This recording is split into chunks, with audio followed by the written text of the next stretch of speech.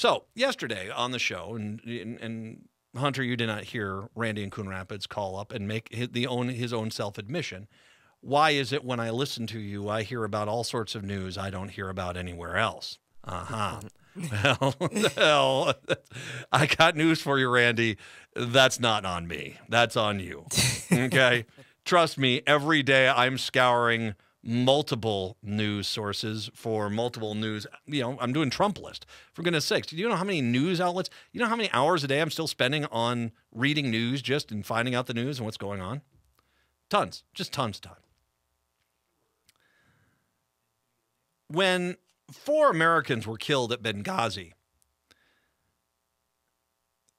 there were a lot of Republicans who were massive hypocrites at that point. Reminder, we had clearly known that the Iraq war was started under false pretenses, that Saddam Hussein was an evil dictator. Evil dictators do not have time for terrorist organizations because they are terrified of the terrorist organizations trying to get traction in their own country. And so he was evil. He was wrong.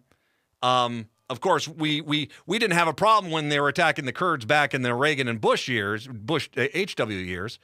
But he was an evil despot. I mean, and the world is better without him in charge, but he had nothing to do with 9/11, and he had nothing to do with terrorist groups that Al-Qaeda and stuff like that. They swore that we know that to be wrong now. We knew that we'll have the smoking gun be a mushroom cloud. We know all that stuff was lies. We knew all that was lies. We knew we had quite a few dead American soldiers and tens of thousands of injured American soldiers and probably hundreds of thousands of dead Iraqis built off a war that was fought under a lie. It was a lie. Okay? We all know that. We know that. And we knew that back when Benghazi was attacked. But when Benghazi was attacked, all of a sudden the Republicans who clearly did not want to look at any of the false lies that got us into Iraq, they did not want to look into that. All of a sudden we're like, now we're going to do our due diligence. 4 Americans died. And so they did their initial investigations, and Benghazi, and they did their initial investigations.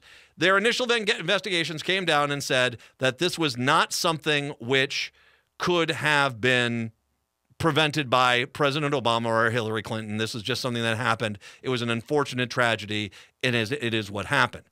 Then some clown called up Sean Hannity's radio show, who said he was from Iowa, calls up his show and says, I was there in the room when Hillary Clinton herself called up and told us to stand down, which sent off a crap storm of scurrying Republicans who all wanted to, stand down. That it was directly Hillary Clinton was there. Now, they kept trying to find this guy that called up this radio show. But that one phone call to one radio show spurred another 6 full investigations into Benghazi because we still have questions about what happened. We have questions.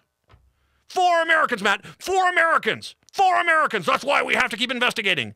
And they were planning on a 9th and 10th investigation if Hillary Clinton would have won the presidency. They were planning on those investigations because we need answers. That is who they were. Iraq didn't matter, but all of a sudden Benghazi, we have changed our tune. Now we want accountability. Now, we could talk about the Yemen raid, which happened a week into Trump's presidency, which was an absolute catastrophe. American died there. But in case you're like Randy and you haven't been listening to the news that hasn't been filtered through the pro-Trump filter yet, you might be actually wondering, where in the heck is this whole thing with Trump arguing that no president ever called a dead soldier's family until me? Where did that come from? Well, there's an interesting story here that if you watch Randy News, guess what? You probably don't know the answer to. But 2 weeks ago, I think it was 2 weeks ago exactly today, we sent Green Berets into a meeting in Niger. Now, we have got troops on the ground in that area that are trying to fight Islamic extremists in that area. Not necessarily Boko Haram, who is the insurgent group that we are aware of in that area, the one that we've been fighting a lot, but other groups as well. The recon, the intel we had of where this meeting was at, stated there was no hostiles in the area. We sent the Green Berets over with non-armored vehicles and without the proper weapons for what was about to happen.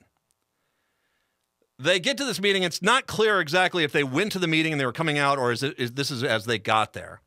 But clearly they got ambushed, and a large contingency of Islamic terrorist fighters attacked them, and it was a god-awful firefight. 3 died on the scene. 1 died, I believe, at the hospital later on. There was no American rescue operation in place. As a matter of fact, I am flabbergasted, if you want to know the truth. What ended up happening was we had to put a frantic help out. The French responded. The French. Let's remember that the next time you idiots go out there and say, we're going to call them freedom fries because we don't like those Frenchies anymore. Shut up. They saved our boys. And the French deserve a big round of applause in this. They sent in French Mirage fighters. They strafed this area the best they could. They tried to take out as many of these guys. It was very difficult, though. They were having difficulty. Finally, the French sent in rescue helicopters to get our boys out of there. One of the more disturbing elements of this, though, and this is from a story today, one of these soldiers, Staff Sgt. Dustin Wright, his body was left on the battlefield for multiple days until they were able to retrieve him.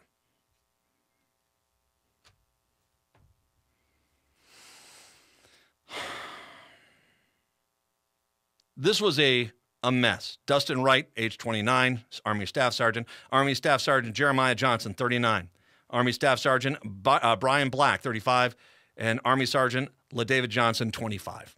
Those 4 men were killed in Niger when they got ambushed. This was an hour-plus long firefight. How in the hell we didn't have something scrambling off our aircraft carriers in the Med or of anything else, I don't know. That's a legit question. I don't know. You might want to have a hearing or something like that to figure out why exactly we did not have correct intel of what was on the ground in Niger. Why we sent any Green Berets into combat zone in inferior vehicles with inferior weaponry. Why we did not have a rescue team standing by as we should have. Why didn't we have these things? Why, when one of our soldiers was on the battlefield there, we didn't send in the shock and awe? Where was that?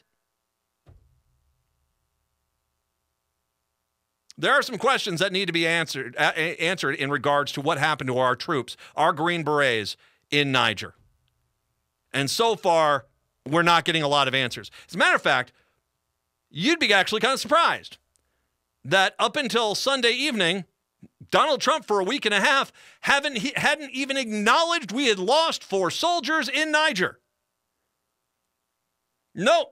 In that same time frame, from the time that these guys died till the time he finally brought up how President Obama never called anyone when they died,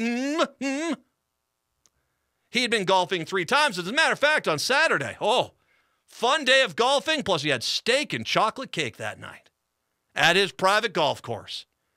President of the United States, Donald Trump, golfing the day away. Hasn't even mentioned these 4 Green Berets dying, hasn't even mentioned or called their families in any capacity. Nope. But time for steak and chocolate cake. While I get some private golf time in it as a private golf course. America. When the military, this was not Keith Olbermann or Rosie O'Donnell or Hillary Clinton. The military started screaming, "Where's the commander-in-chief?" The generals were screaming, "Where's the commander-in-chief?" The commanding officers were screaming, "Where's the commander-in-chief?" The enlisted men were screaming, "Where's the commander-in-chief?" The families were saying, "Where's the commander-in-chief?" They started saying, what do you mean you're not going to call the families of these brave soldiers who passed away trying to wave the flag of America? What do you mean you have not called them or even acknowledged their deaths? He had not even acknowledged them. There wasn't a press conference. There wasn't anything. Media started picking up on it, that there was this story going out there. And trust me, media failed amazing on this job because they should have been reporting about this the day it happened. Some places did, but it was sporadic to say the least. But now as we find out the entire story, it became louder and louder that Donald Trump finally had to say anything. And what did your brave leaders say, Republicans?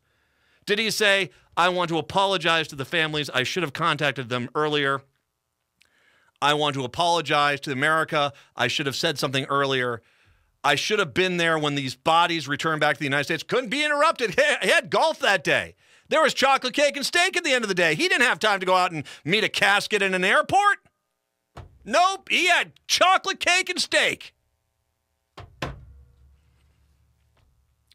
Nope, that's not what he said. He didn't say any of that. Know what he said? No president ever has ever said anything about dead soldiers, so I'm not a bad guy. The entire argument he was making,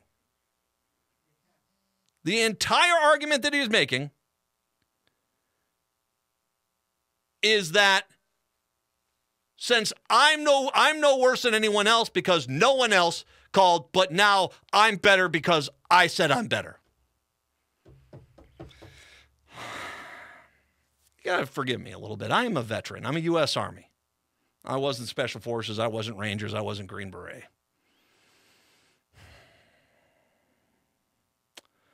But you do not disrespect the troops like this. You do not disrespect the troops like this. You do not. And no one's going to call me. No Republican's going to call me today because they don't want to have to sit there and say, well, yeah, I guess he should have said something. And by the way, his entire argument is a laughingstock of a lie. Of course, President Obama met with the families of dead soldiers numerous times, almost all the time. Trump today tries to double down and says, when John Kelly was not the chief of staff, when his son died, the Obamas didn't call him. He was at the Gold Star family dinner with Michelle Obama, and he himself said that they had asked people to leave them alone and let them grieve in peace. So that's an absolute lie. President Obama numerous times met coffins as they came off of planes, sat down with grieving families, and shared what is the basic job of the President of America, to share the empathy and the gratitude of the American people to the people who have lost their families and loved ones fighting for this country. President Obama did it all the time. W did it a lot. Let's be honest. W did do that a lot. So did Bill Clinton. So did HW. So did Reagan. So did Carter. Know who doesn't do it? Donald freaking Trump. That's who doesn't do it. And when he gets called on it, Mr. Golf Course, Mr. Chocolate Cake, Mr. Steak, he sits there and blames everyone else and says they're worse. He is a disgusting pig. He is an embarrassment to this country, and he has shown how little he respects the armed forces of America as he sits and screams at NFL players kneeling, saying they're disrespecting the troops. How dare you, sir? They are not disrespecting the troops. You are, Chocolate Cake Boy. By the way, why don't you skip dessert next time? Dear Lord. It's an embarrassment. And where are you, Republicans? Phone lines open. Come on. Defend it. Come on. I'm a veteran. Come on. Come at me. Defend it. Defend it. Oh, we need another Benghazi investigation. Defend it. Or are you all cowards? I think I know what the answer to that one is. 952-946-6205. Jeff Gary, I'll get your calls after the break. 952-946-6205. It's the Matt McNeil Show on AM 950.